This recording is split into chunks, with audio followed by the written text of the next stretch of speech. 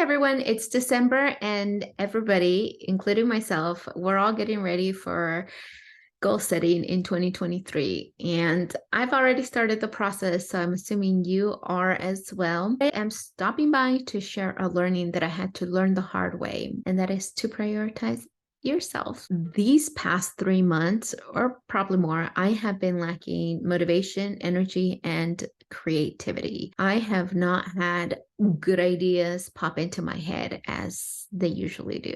Throughout the past 3 months, I have tried to sit down in the couch downstairs in the living room to come up with YouTube ideas, creative ideas, and just things are not coming. And I had, been quite concerned about the lack of creativity and motivation. Everything seems so dull or so uninspired. I guess a disinterest in the topics that were coming and just not feeling very creative. Honestly, often when I would sit down to think about these creative YouTube ideas or just creativity for my business, it has felt like things are just not there. Like my brain is empty, like it's a blank space in there. And so it's been worrisome. Luckily, I am part of an accountability group and we meet bi-weekly. I shared my concerns and my, anxiety about the lack of creativity and feeling like I'm not motivated to do much this quarter, which has been stressing me out.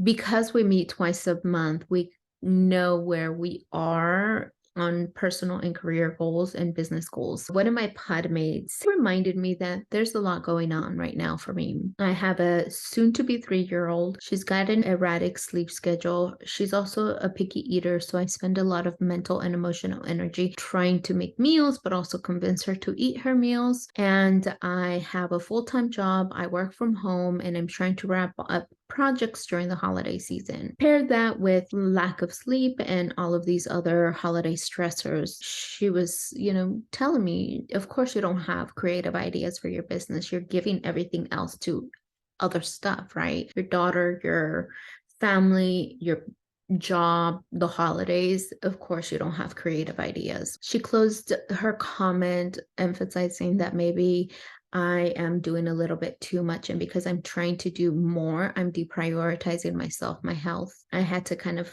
smile at that closing comment because the day before I had received that comment too. I had gone to the doctors because I was experiencing heart flutters, as I described them to the nurse practitioner who saw me. I let her know that it was unusual for me to experience heart-related sensations and that I was concerned that maybe it was related to COVID because I had had a COVID infection in July, and research is now showing that people can show symptoms post an infection up to 6 months later. So I was quick to schedule this meeting because 1, it's heart-related. 2, could it be related to COVID? 3, I have children that I needed to take care of. And 4, I also wanted to get back on the treadmill because I had been getting movement before I went on my work retreat. And so this happened right after my work retreat. And so I show up to the appointment and I share my concerns with the nurse practitioner. And then she starts her series of screening questions. And of course, it's like, how much do you move? How much do you exercise?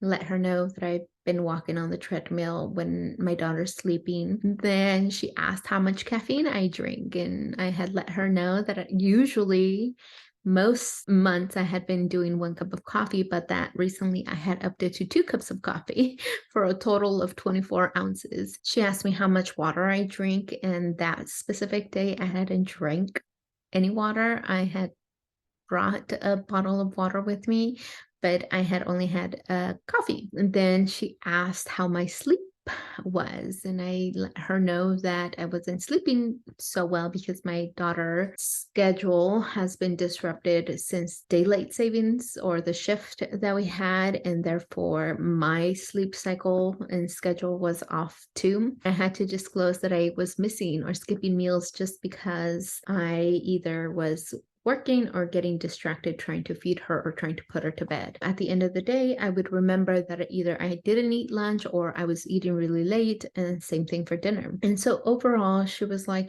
all of those things combined do contribute to heart palpitations, and especially water. Not drinking enough water and being dehydrated, that with caffeine intake, that is a diuretic, so it dehydrates you, can contribute to feeling heart flutters. Anyways, she was fantastic. She definitely did not downplay any of my concerns. She ordered labs, so we reviewed my file. She did an EKG, so the little patches, to make sure that there was nothing of concern there. And it went well, but you bet that once she was done with the screening sessions, I realized that I was the problem. I realized that I had spent $77 on a round trip Lyft ride to the doctors to be seen urgently, only to be told that I needed to take care of myself, to do the bare minimum of eating, drinking water, sleeping properly, and managing my stimulant intake. I was also feeling silly, but I was also feeling bad because I, of course, scared my husband, letting him know that I was feeling heart palpitations and fluttering. Yeah, that was not great. Luckily, I have not experienced any of those heart palpitations or flutters, and my labs came back fine. She did recommend that I take some iron pills with vitamin C, just in case that would improve my energy levels, because I did turn up to be a little bit low on my iron, but that was about it. Overall, I was okay.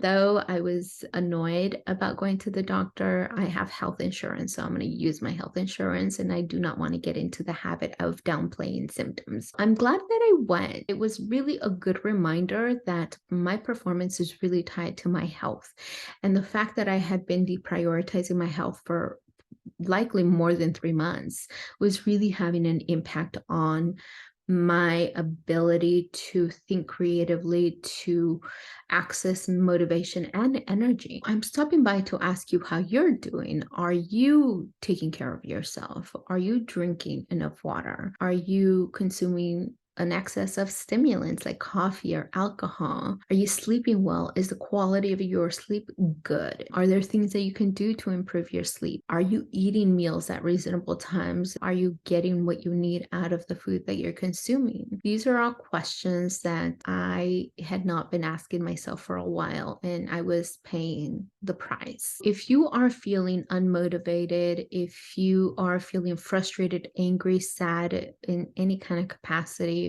or overwhelmed, definitely take some time out of the week, the few days that we have remaining of 2022, to reflect on how well you've been taking care of yourself, not only this month, but over the course of the year. And really use that to inform your goal setting for 2023. One strategy to help you prioritize yourself that I want you to take away is to grab a used notebook with clean pages. There's no need to start with a new one because we're already at the end of the year. So just use a used one that has some clean pages. I want you to spend what's remaining of the year putting everything that's in your mind and taking up mental real estate in that notebook to process later. As I have reflected as to why I let so much of my bare minimum go, it has been because it's been cluttered with everything else but me. I want you to put tasks, projects, ideas,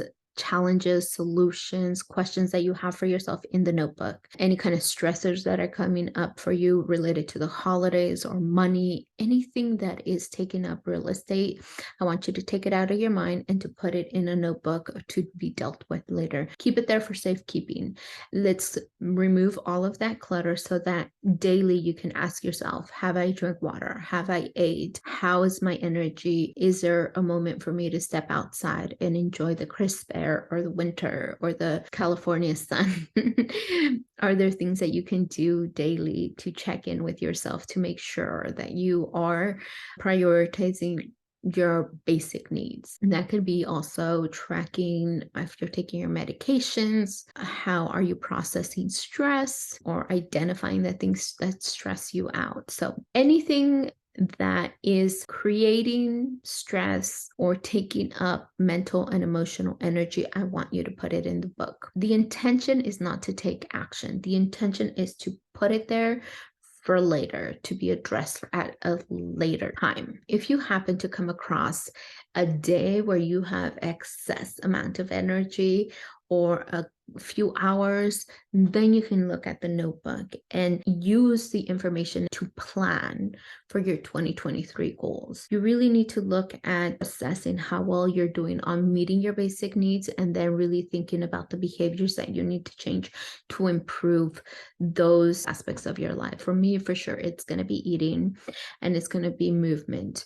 Eating, because it's so easy to get distracted from eating when I'm trying to feed my daughter. Like, getting focused on her eating is far easier than to remember that I too have to eat. Lately, I have been feeding myself before I feed her. I'll give her a snack and then I'll eat, and that has been working. Lunchtime is always chaotic, so I need to find some good strategies for that. And then the sleeping. I definitely want to work on a sleep plan for her for 2023 because it has been out of whack since daylight savings. Hopefully that will be terminated soon. So please take what's remaining of the year to just take down as many notes as you can about everything that stresses you out, anything that weighs you down, so that you can use that to inform your 2023 plans. And I will be putting out a series of videos around goal setting for 2023, and you can subscribe to follow those videos. The main takeaway from this video is that it's fun to goal set and to